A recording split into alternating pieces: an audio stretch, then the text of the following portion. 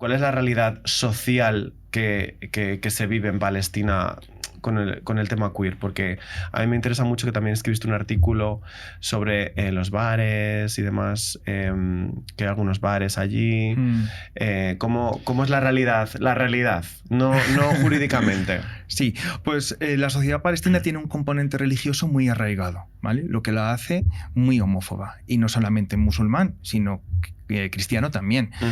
Entonces, en el contexto familiar significa pues ser rechazado, sufrir violencia, porque la familia intenta mantener ese honor, ese sentido del honor que muchas sociedades conservadoras han intentado mantener. Sí. Luego también sufren violencia institucional, que es por parte de las fuerzas de la autoridad palestina, que aunque no criminalizan legalmente la homosexualidad, sí que utilizan pretextos como la ley de los delitos cibernéticos, de la moralidad, algo así como en la España franquista con la ley de vagos y maleantes. Claro, es en plan de no te meto por ser maricón, pero sí, te meto porque te has metido en una página web viendo no sé qué vídeo. Efectivamente, ¿no? Entonces hay una interseccionalidad ahí de qué significa ser palestino, qué significa ser gay, y las dos cosas acaban haciendo que recibas violencia por parte de varios sitios. No obstante, el colectivo queer está ahí y necesita encontrar espacios donde poder verse, a pesar del riesgo que lleva ello. Entonces hay lugares en los que pues, se encuentran, se identifican, crean una pequeña red de apoyo y de asistencia, no la que sería necesaria, porque obviamente pues, necesitarían asistencia sanitaria, psicológica, pero hay hasta ballrooms de voguing en algunos pueblos de Palestina. Yo, por ejemplo, tuve la oportunidad de acudir en Ramallah, que es una de las ciudades más modernas de Palestina, a un bar donde que es el que comentabas antes, pues donde la gente se conocía, era gente queer, ¿no? Tenían como sus códigos, ¿no? Sus códigos, sí. Tenían como el beneplácito un poco del propietario de ese bar, y era pasar de la destrucción de los escombros a de repente estar en un bar súper moderno, con gente bebiendo cerveza, riéndose, y entendí ahí que eso lo necesitaban al máximo, o sea, era como su pequeño refugio, pero no podían hacer nada tampoco, porque yo tenía en el mismo campo de visión la terraza de este bar y al ejército de la autoridad palestina. Y de hecho me contaban que ese bar había sido cerrado ya en 3 ocasiones por ataques de grupos violentos. O sea, que hay espacios, pero se trabajan un poco más a nivel privado, a nivel local. Para sí, que la gente no se entere, claro. Claro, obviamente, para que sean un poco como esos lugares de, bueno, donde nos escondemos, donde siempre nos hemos escondido. ¿Existe una resistencia queer en Palestina? Sí, hay un movimiento queer internacional de solidaridad con las personas queer en Palestina, y también desde dentro. Es verdad que cuando estás sometido a este nivel de vigilancia es muy complicado que las ONGs o las asociaciones trabajen. Claro. Es más a nivel local y particular.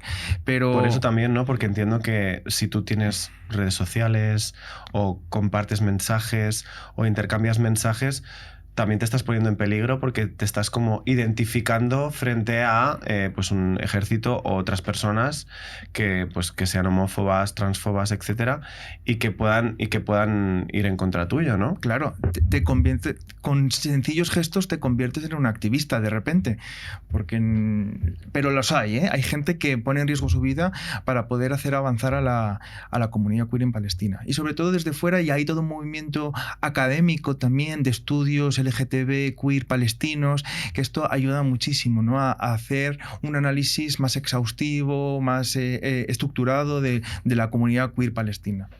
Y hay asociaciones, Sí. La asociación más grande se llama Al-Qaus, y hay otra que se llama Aswad, que es la primera. Curiosamente, la primera asociación queer de Palestina está creada por mujeres lesbianas. Es muy interesante, ¿no? Porque dentro de lo que es la resistencia palestina en general, las mujeres han tenido un papel muy importante. Como siempre. Como siempre. En el 48, cuando se creó el Estado de Israel, las primeras que se manifestaron contra el Estado de forma pacífica, con huelgas, fueron las mujeres. Ellas han sido las guardianas de la memoria colectiva, han hecho una resistencia a través de la cultura, guardando el dialecto, la gastronomía, las danzas.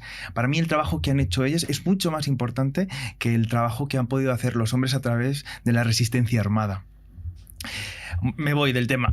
No, pero que me parece súper interesante, me parece muy... Hay dos asociaciones muy grandes e importantes que intentan pues crear fiestas en Israel para el encuentro de las personas queer, pero que al final pueden trabajar muy poco, pueden hacer muy poca cosa. Y luego es verdad que hablamos mucho, y por eso me gusta que hables de que estas asociaciones, el poder de la mujer, y en este caso de las mujeres lesbianas, es muy, muy potente. Hablamos mucho siempre cuando hablamos del movimiento y de lo queer. Siempre obviamente no podemos ser más que machistas, de nuevo, y centrarnos mucho en los hombres cis gay, ¿no? Y de la homosexualidad, mucho vista desde esa perspectiva.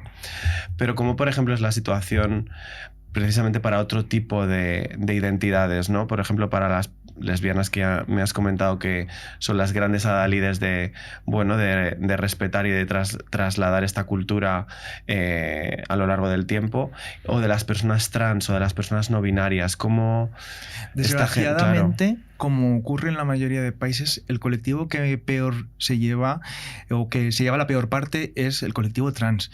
Y una de las soluciones o de las herramientas de las que disponen las personas trans dentro de Palestina, o todo el colectivo queer, es el asilo, ¿no? Podrían solicitar asilo en Israel. De hecho, Israel firmó el convenio sobre el Estatuto de Refugiados para poder recibir a personas que huyen por persecución por su orientación o identidad sexual. Sin embargo, Israel deniega prácticamente la totalidad de solicitudes de asilo a la comunidad queer palestina.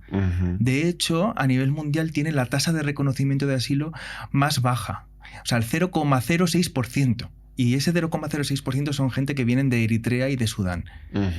Entonces... sí, porque se juntan como hay dos necesidades también, que es como una política también contra Palestina muy marcada desde las instituciones, ¿no? Claro, claro. Ellos aducen que los palestinos están protegidos por la UNRWA, que es la agencia para los refugiados palestinos, pero en realidad esta agencia protege a los desplazados durante el 67 y el 48 y sus descendientes. La comunidad queer no tiene nada que ver ahí. Entonces, y luego dicen también, su argumento es que en Palestina no hay persecución por la orientación sexual o la identidad sexual. Ese es un argumento que utilizan convenientemente cuando lo van modificando. Porque cuando quieren hablar del paraíso LGTB, sí que hablan del contexto represor de Palestina para ponerlo en contraste. Pero cuando tienen que recibir y ayudar a la comunidad queer, dicen que no hay persecución. Y lo que acaban haciendo estas personas, la comunidad queer, es pues suelen tener un asilo temporal de entre 4 y 6 meses. Ese sí que se le permite en Israel, siempre y cuando haya en trámite otra solicitud de asilo en un tercer país. O sea, mientras tú estés buscando otro país, te vamos a dejar estar en el nuestro, ¿no? Entonces, el problema de que estas personas, cómo se las trata cuando están en Israel es, no se les da un hogar de acogida, como se le tiene que dar a un refugiado, se acaban en la calle, no se les da un seguro médico, que se tiene que dar a todos los refugiados, no se les permite trabajar, no hay permiso de trabajo, con lo cual no tienen dinero. Wow. No se les permite abrir una cuenta en el banco, ni siquiera sacarse un bono de transporte público mensual, con lo cual acaban dedicándose a la prostitución y consumiendo drogas. Y acaban siendo deportados, que la deportación es ilegal. Si la amenaza en tu país de origen sigue, es ilegal deportar a un refugiado. Pero estos son deportados. Y no solo eso, luego son chantajeados. Como saben que son de la comunidad queer, son chantajeados con desvelar su orientación a sus familias.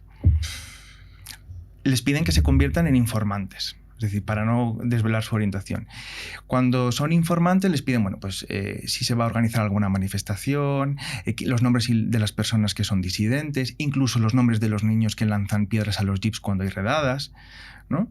Y al final lo que se hace es relacionar el colaboracionismo con lo queer y añadir un elemento nacional en esa persecución. Y las personas queer acaban siendo perseguidas por informantes, por queer, desde su familia, desde la sociedad palestina, y el riesgo al que se enfrentan es increíble. ¿no? Y no solamente ocurre con las personas refugiadas, sino que el servicio de inteligencia israelí está entrenado y preparado para detectar a personas queer. Y no lo digo yo, lo dicen miembros veteranos del servicio de inteligencia que en el 2014 dijeron que les enseñaban la jerga árabe para referirse a los homosexuales para poder detectarlos en sus sistemas de vigilancia y luego extorsionarles. A mí este tema... Es macabro. Me parece macabro. Me parece una cosa alucinante.